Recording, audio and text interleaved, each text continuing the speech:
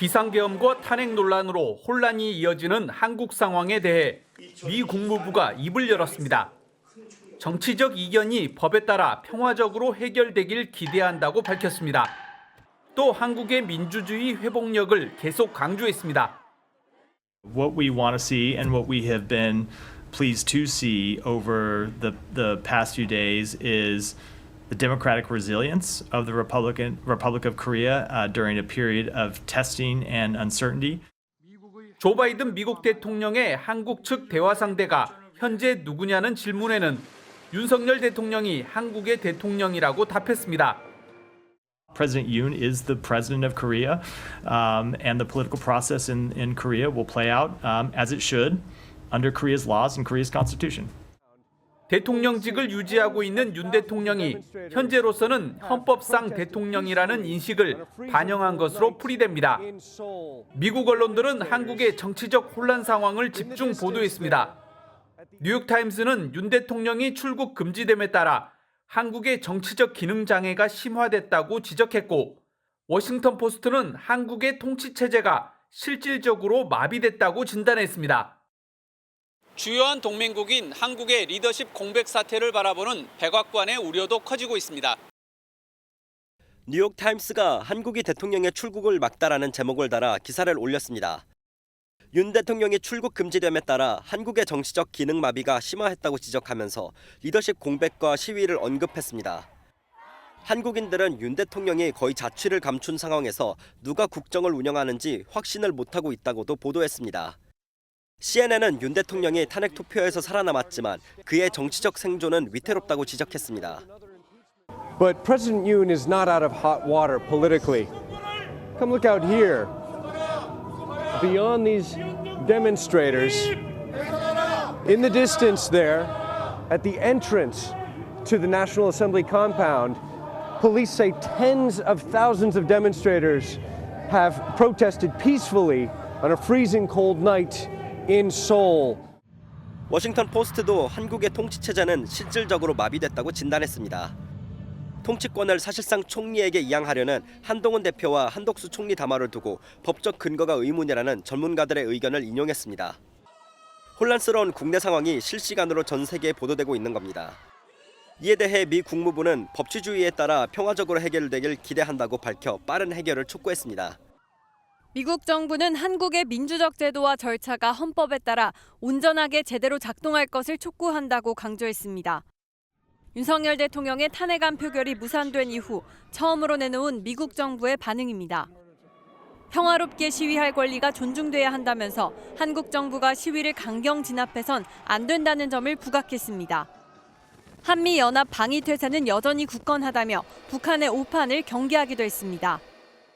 미국 전략국제문제연구소 CSIS는 한국 민주주의가 불확실성에 빠졌다며 윤 대통령의 2차 계엄 선포 가능성을 우려했습니다.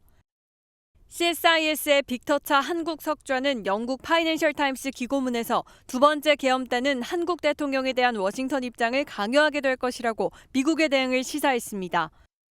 지도자로 윤 대통령의 퇴진은 거의 확실하다고도 덧붙였습니다. 미국 언론도 일제히 계엄 이후 탄핵안 표결이 무산됐다고 보도하면서 한국의 정치적 혼란은 더 길어질 거라 전망했습니다. 강영구 특파원, 백악관, 이번 탄핵안 처리에 대해서 어떤 입장입니까?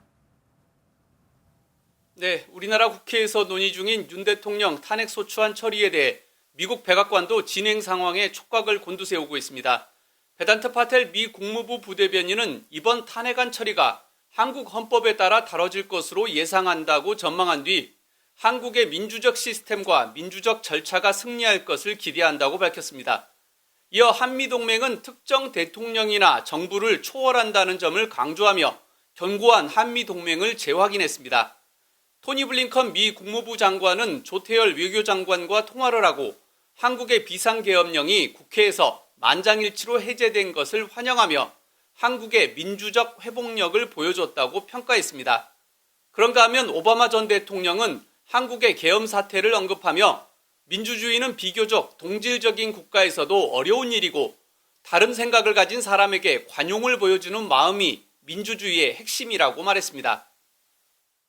예, 미 국방장관의 방한 일정도 차질을 빚고 있다면서요.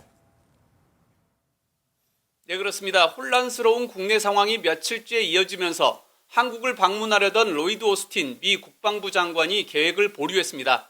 오스틴 장관은 애초 다음 주부터 일본과 한국을 방문해 미일 그리고 한미 국방장관 회담을 추진했습니다.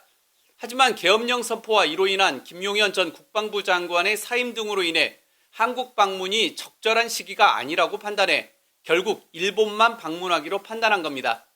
계엄 사태와 관련한 주한미군의 태세에는 변화가 없으며 미 국방부는 여러 레벨에서 한국 국방부와 접촉하고 있다고 전했습니다. 미국 워싱턴 포스트에 한국의 비상계엄에서 입증된 민주주의라는 제목의 사설이 올라왔습니다. 수십 년에 걸쳐 자리 잡은 한국의 민주주의가 윤석열 대통령의 계엄으로 시험대에 올랐다는 문장으로 시작하는 사설은 윤 대통령의 계엄을 냉혹하게 평가했습니다. 사설은 윤 대통령이 야당이 장악한 국회와 북한군이 자유민주주의 체제를 무너뜨리는 것을 막으려 한다며 계엄을 정당화했지만 한국 민주주의의 진정한 위험은 파렴치하고 위헌적인 방식으로 민주주의를 전복시키려 한 윤 대통령의 계엄이라고 지적했습니다. 북한의 위협에 대해서는 북한의 실질적인 위협은 없었다. 윤 대통령의 대통령직만 정치적 반발로 유일하게 위험에 처했다고 썼습니다. 또한 민주주의는 이를 훼손하려는 한 사람의 시도보다 훨씬 굳셌으며 시민의 힘은 민주주의를 지속하게 하는 힘이 됐다고 평가했습니다. CNN도 계엄 사태로 인한 후폭풍을 연일 주요 뉴스로 보도하고 있습니다. There are thousands of people marching through Seoul right now to the president's office. This was part of a protest started by a labor union that is calling for the president. 윤 대통령의 계엄이 북한의 위협이 아닌 야당으로 인해 발생한 것 같다는 의견도 보도됐습니다. It looks like the president declared martial law because of the opposition, the sort of relentless opposition that he has met in the parliament. He is a conservative, the progressives in South Korea. 월스트리트 저널은 윤 대통령에 대해 계엄령은 자신의 가라앉고 있는 대통령직을 구하기 위한 무모한 도박의 흔적이 있었다고 평가했습니다.